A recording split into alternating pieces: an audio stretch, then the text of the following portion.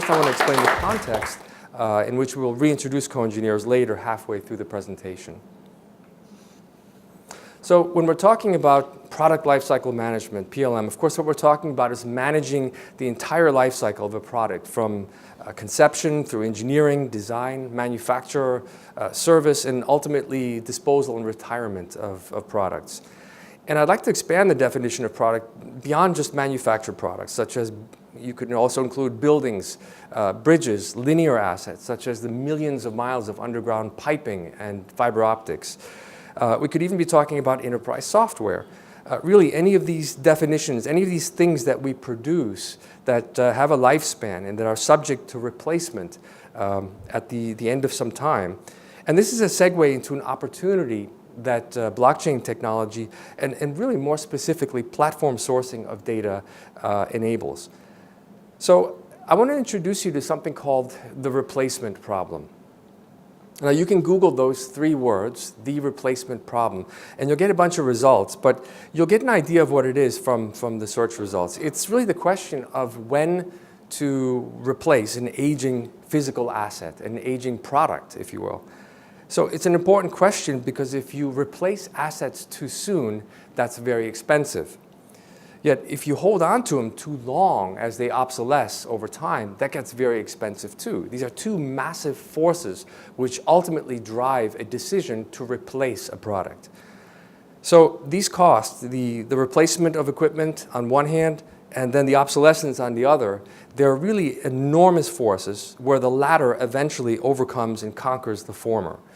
And a replacement is made, no matter how expensive it is. If that piece of mission-critical equipment has to go on, you're going to replace it at some point in its lifespan.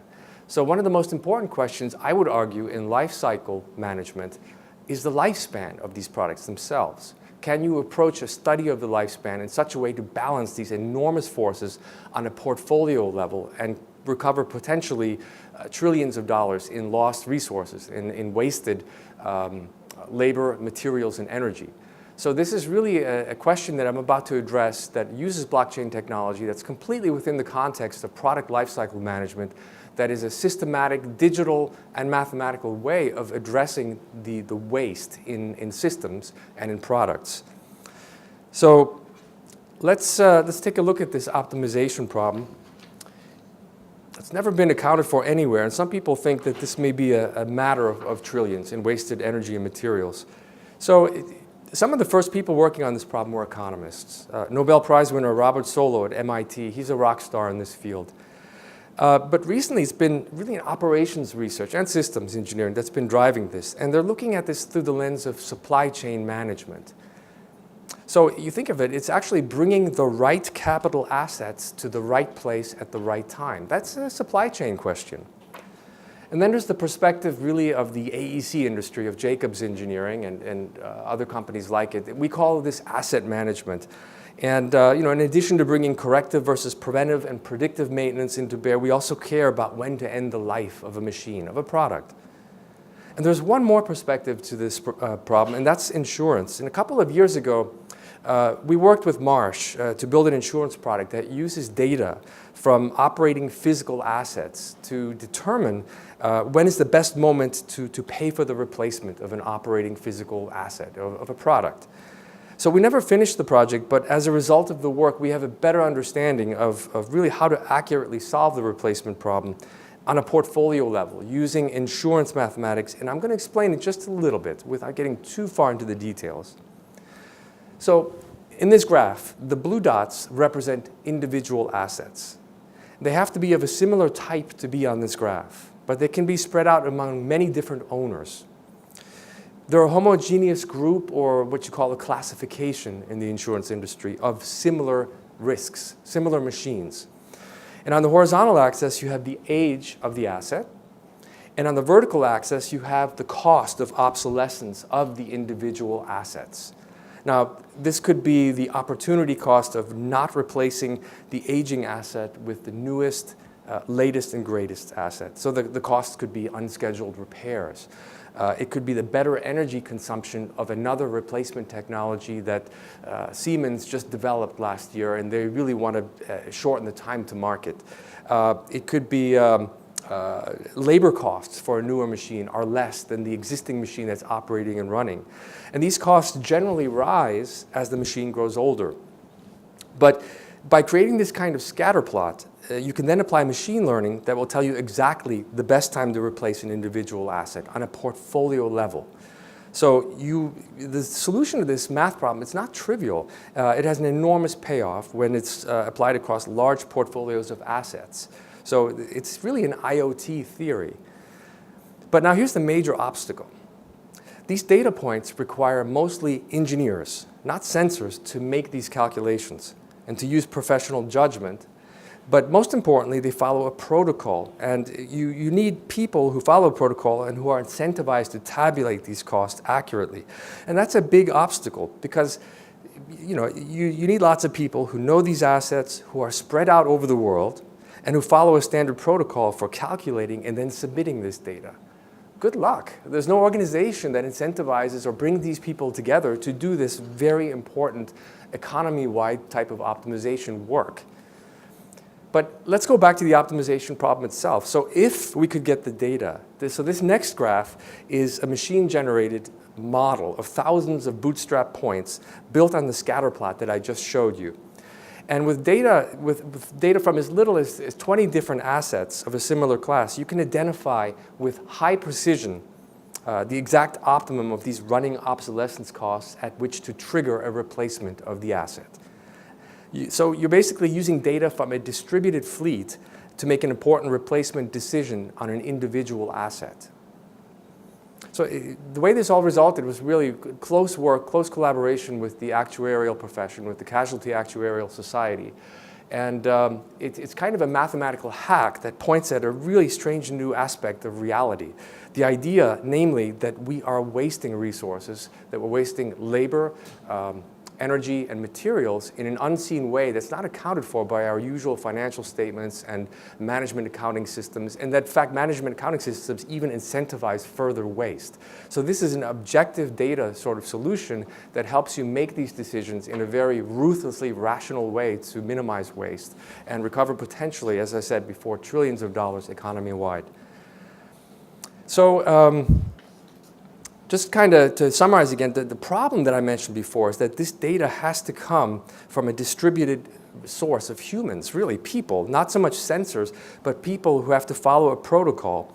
And the problem is that today people involved in infrastructure, they're highly fragmented. They're not connected to achieve this level of collaboration. There's no organization out there that can unify a large fragmented workforce to coordinate these efforts and to collect this data. So there's no open repository for this data. There's no incentive for thousands of people to participate in something that they don't understand or maybe even care about. But now let's take a step back and let's talk about the world of platforms just for a few minutes. Now, platforms are one of the most important economic and social developments of our time.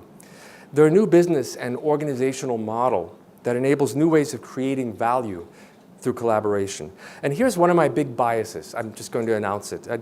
I don't believe you can really understand the significance of blockchain technology until you can see it in the context against the backdrop of the ongoing platform revolution.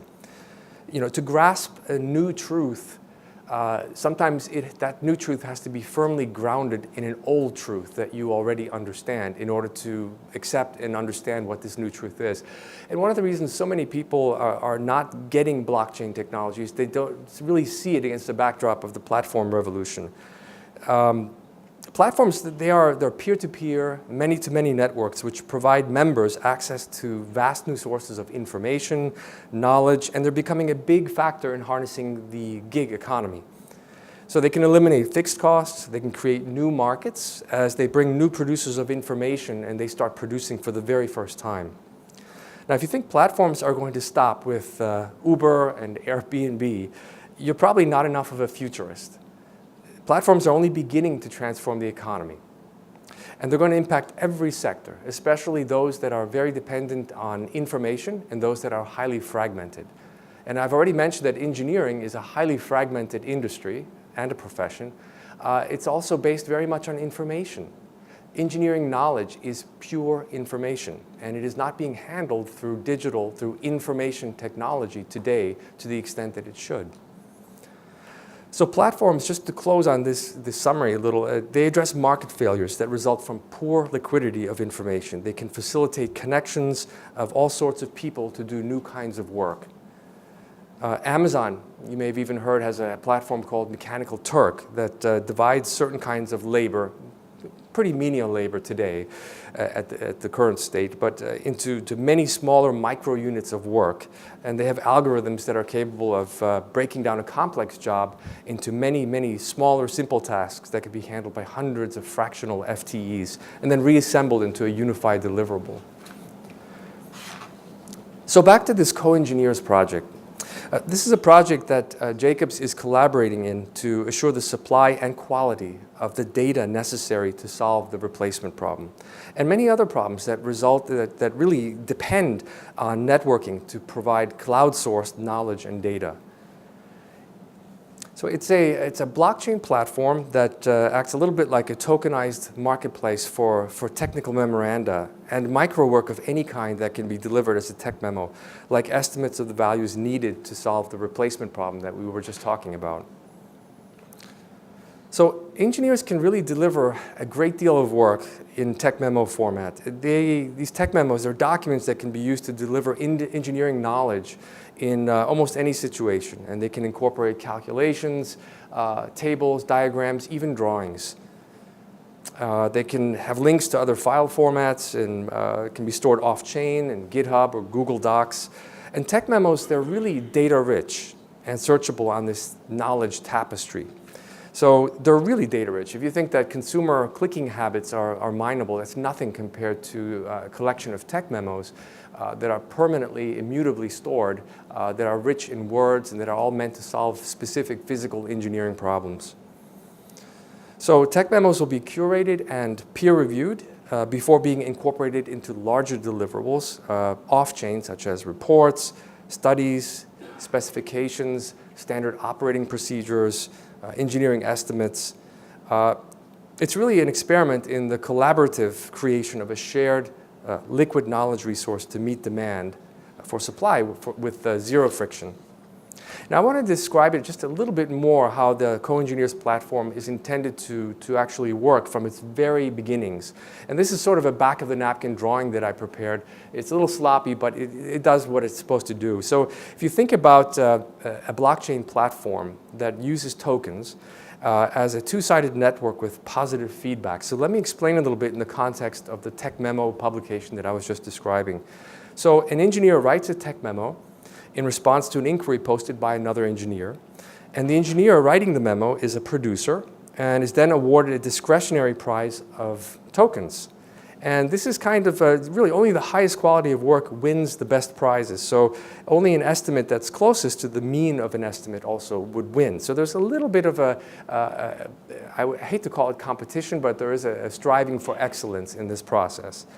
So it's basically a quality-driving reverse auction similar to bidding. So peer review also occurs through a voting mechanism, through a validation mechanism that awards tokens to both reviewers and content generators.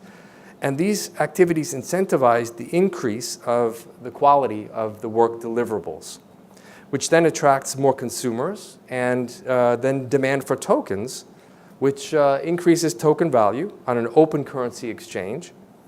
And that directly intensifies the quality generating of the content and the awards, because the awards are worth more since they're denominated in these tokens.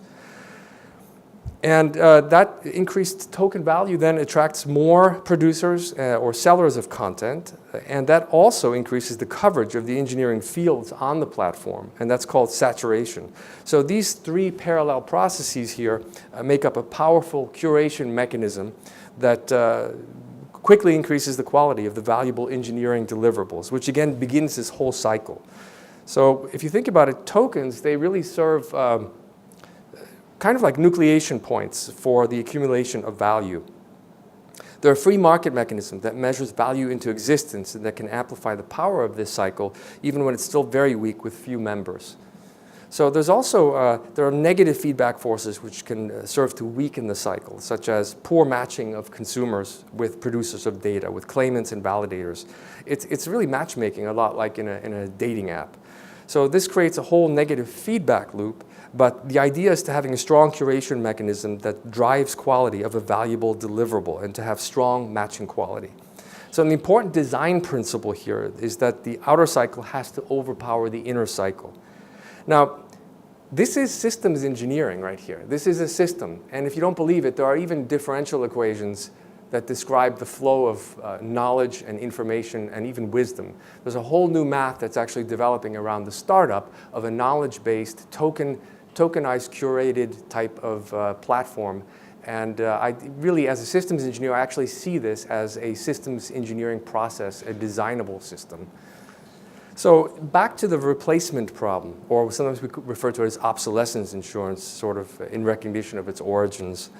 The reason why we know that this is the correct model is that it solves the optimization problem explicitly in terms of what we're trying to optimize itself, which is really the life cycle costs. It's been thoroughly vetted and peer-reviewed and published by the Casualty Actuarial Society. It's kind of a reductionist model, like physics, like E equals mc squared, but in that sense, it's not really AI, but it uses machine learning along the way. But once you put it on a platform, there's the possibility of using like a neural network with deep learning and back propagation to optimize an objective function. So there is an AI application if you consider it in the context of a kind of like a social media platform. If you can micro-target political ads to individuals, you can certainly micro-target work assignments to those most adept with the proclivity of optimizing the objective function, which is the life cycle cost of portfolios of aging infrastructure.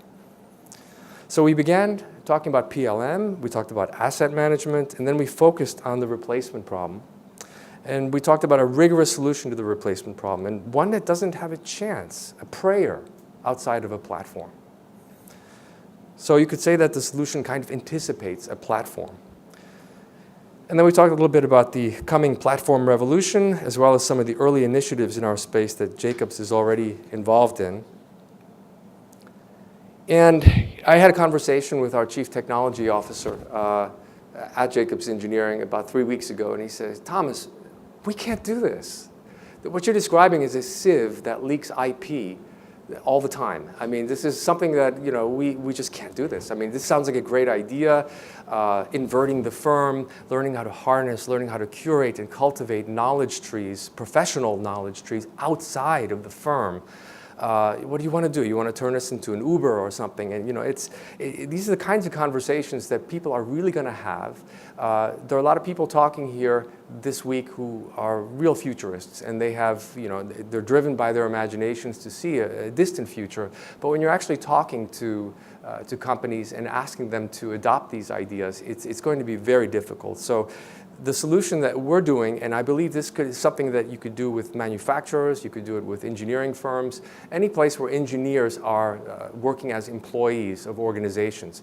This is going to come, whether the Fortune 500 companies, the institutions will start it or not. It can come because it can start at a very small level with very low capital investment. And really nothing's going to stop it. Some entrepreneur, hopefully us here, are actually at CoEngineers are going to succeed at starting up this system. And once it starts up, these types of networks are not subject to the same forces of mortality as conventional enterprises are. Once a network begins, especially if it's a distributed autonomous organization, it doesn't really have a head that you can kill.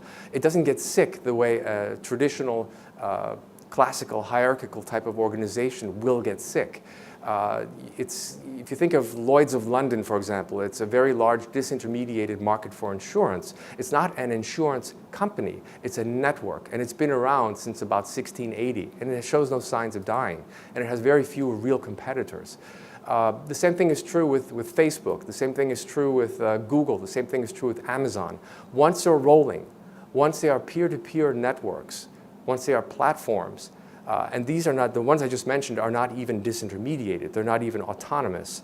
But once they're going, there's very little incentive for members to switch over to another network that aims to do the same thing when there are no members in the second contender network.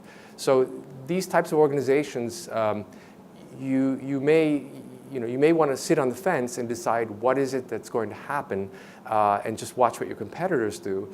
Chances are most incumbents in most industries that rely on engineers are not going to be disrupted by one of their competitors, but by something that comes completely, an upstart that comes out of the blue. And all of a sudden they're there and it's too late to do anything about them.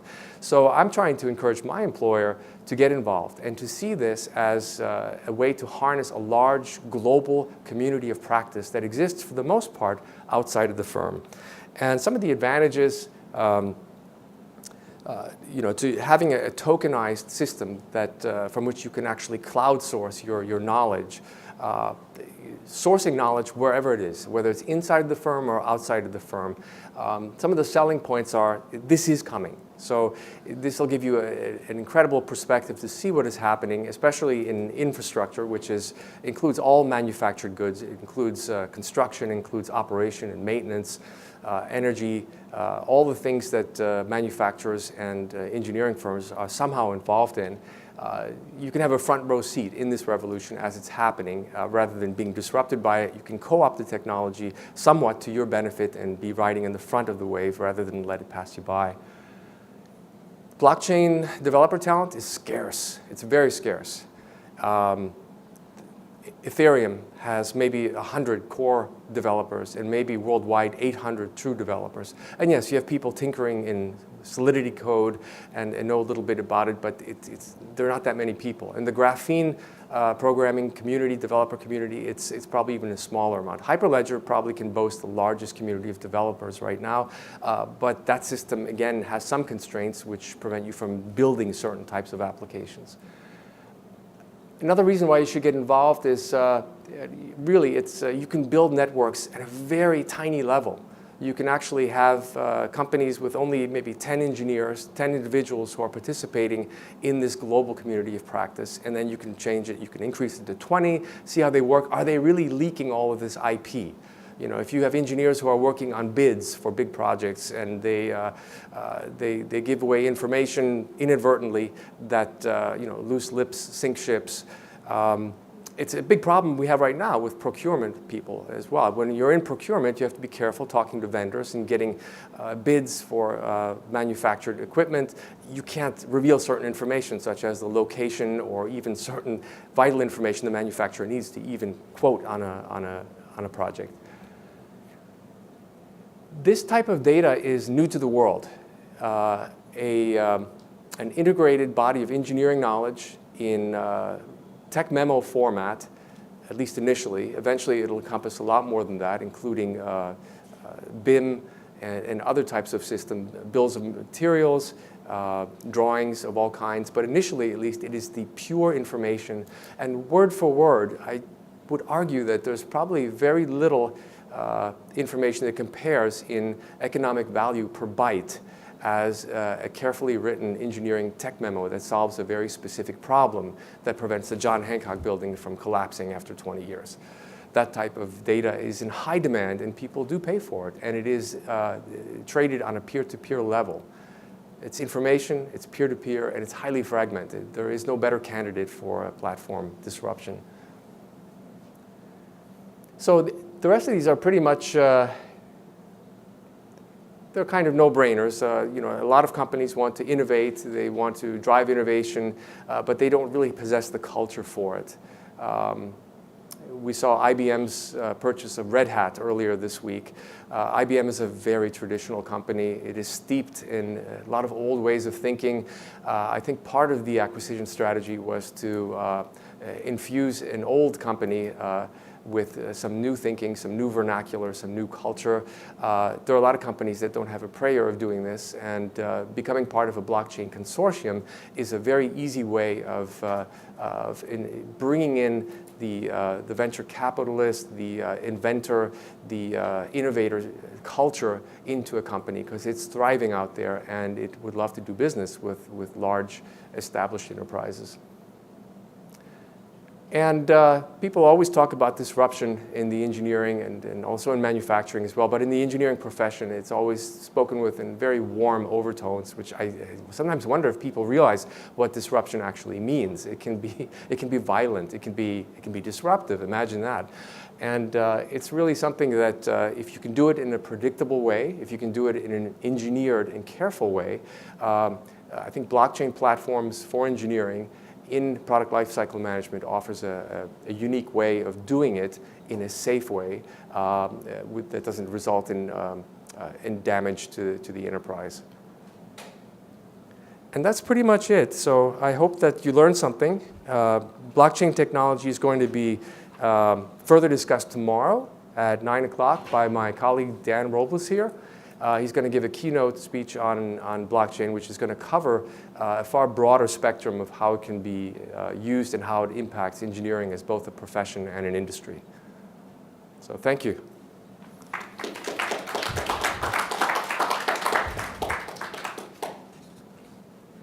Any questions? Can you go back to the IP issue? What was the answer?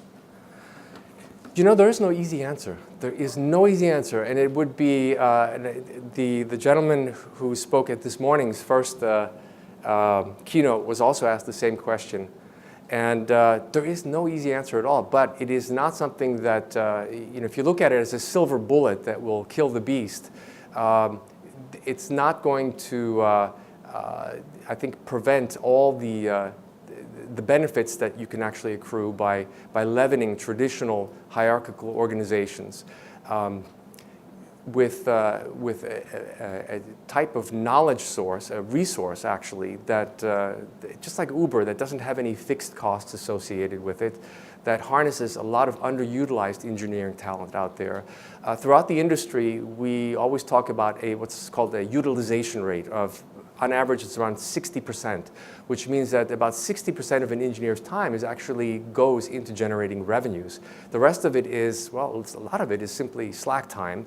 A lot of it also goes into marketing and HR and finance, legal, and other functions that a firm that employs engineers has.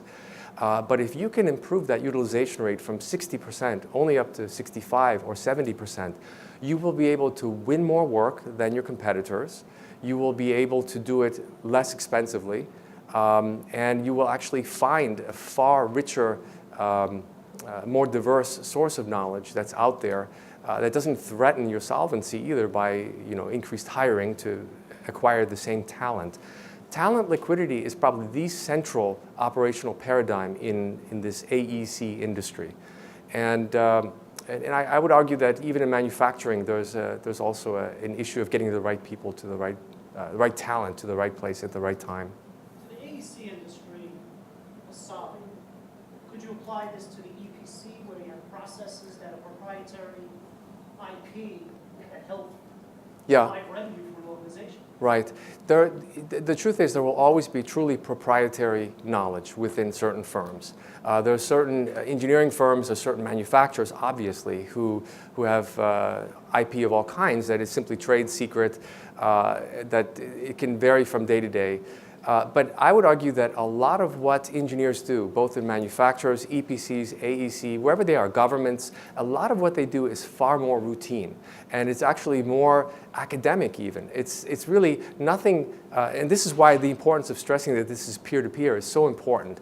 Nothing can prevent me as a professional from calling up a colleague in college and asking him to help me out on a structural problem, for example, just to provide a little perspective. I don't have to necessarily know the colleague from college. Now it can be a colleague that may be working at a water treatment plant in Peru who knows something very specific about treating the water out there, and that can trade that information for tokens. And the tokens, of course, they're worthless initially, but they measure into existence the value of this engineering information as the quality increases. But IP is still, it's a huge, it is the issue, that the biggest objection that any firm will have to adopting this type of network source knowledge. So I haven't answered your question because, again, there is no real answer. And I didn't expect you to. There's no facile answer to the question. So. One last question. You don't talk about operations gathering information. operational side, bringing it back. What do you mean by bringing it back? Because there's certainly... Uh-huh. You're open talking about replacement. Yes. Replacements has to do with operations and maintenance. Yes. So that's bringing it from the performance back in. Yes. That's still part of this. Oh, absolutely, yes. I mean, you know, that's one of the things about blockchain and lifecycle management. Some of the life cycles, you know, we manage contracts that from 20 to 50 years where we have to manage the life cycle of systems, underground piping, water treatment plants, power plants for towns and cities, and even military. And those contracts can last up to 50 years. So we're actually, you know, when you think about it, O&M is actually a far larger cost than the greenfield construction that's even out there. I mean, all the consumption of the energy, all the consumption of labor, materials, and it's not just maintenance, it's actually the obsolescence cost, which is a new sort of, a new dimension that we believe that with blockchain technology, you can look at it in a much more precise way that changes how we can actually make decisions about the retirement and replacement of infrastructure. So. A lot more than 30 minutes of discussion. Yeah. Well, I'm going to be around all day today, so we can keep talking, certainly. So you use the words tokens and the tokenizing of this. Is that what you think is the incentive for people to join a community and interact and share knowledge? And Not, it's part of it. It's part of it, but the truth is that we believe that engineers are they're just curious, and they may be intellectually stimulated by reading a certain problem that one engineer on the other side of the world is having, and that he or she can succinctly put the question what it is that they're looking for. And so it's really a form of micro work which might even generate a whole new type of technical writing which resembles more social media. We see some of this already happening in, say, in Quora and in Stack Overflow. But this is something that's a little bit more targeted towards the engineering community. Well, you think about Stack Overflow, it's really a great tool for developers. But if you can actually create not just a platform, but a new way of technical writing that involves some of the same elements as technical memoranda, we think that you could actually develop an exchange, a market, if you will, for this type of micro work in tech memo format. Wouldn't the incentive be also for an engineer typically finding the solution to a problem? Yes. And then experiencing the solution gives the gratification. Yes. Of course, he gets paid for it. It begins, absolutely. As an engineer, you would appreciate it that if a problem is given, the engineer would always ask for the context of the problem, yes, rather than just the problem itself. So how do we bring context to such a network so that he's part of a whole rather than just a part? Right, right. Well, first of all, I mean, I agree with what you said about gratification. People will respond initially out of gratification. Tokens will be exchanged for the information. For the peer review. This is actually a pretty rigorous peer review system as well.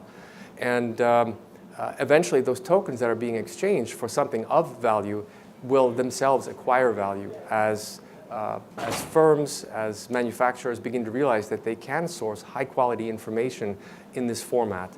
And they'll actually need to acquire those tokens in order to pay for this type of work. But I think initially you're right. It is the professional, intellectual curiosity, the gratification.